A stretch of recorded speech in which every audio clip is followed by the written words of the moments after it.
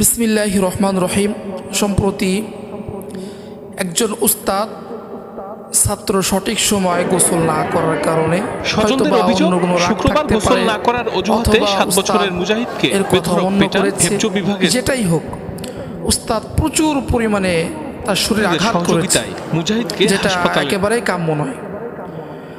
আমরাও ছাত্রদেরকে শাসন করি, কিন্তু আমাদের শাসন এমন হবে কেন যে ছাত্র পুরা দেহ বডি পরিবর্তন হয়ে যাবে?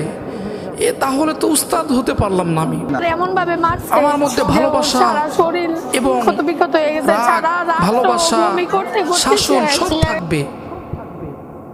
অন্যের সন্তান আশা করে ভরসা করে উস্তাদের কাছে রেখে যায়, যেন উস্তাদ সুন্দর পড়াশোনা শিখাবে, শাসন আদর দুটার মধ্যে রাখবে।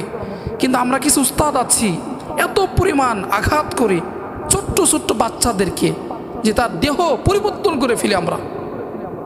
এমন উস্তাদদের সতর্ক করে বলছি, সাবধান হয়ে যান। কোনো গার্জিয়ান তার সন্তানকে মারার জন্য আপনার কাছে দেয়নি, আপনার কাছে দিয়েছে আদব আখলাক পড়াশোনা শেখার জন্য। আপনি শেখাবেন, আদর করবেন, শাসন রাখবেন, কিন্তু আদর এবং শাসন যেন ছাত্র যতটুকু পাওয়ার যোগ্য এর থেকে বেশি যেন আদর না হয় এবং এর থেকে বেশি যেন শাসন না হয়।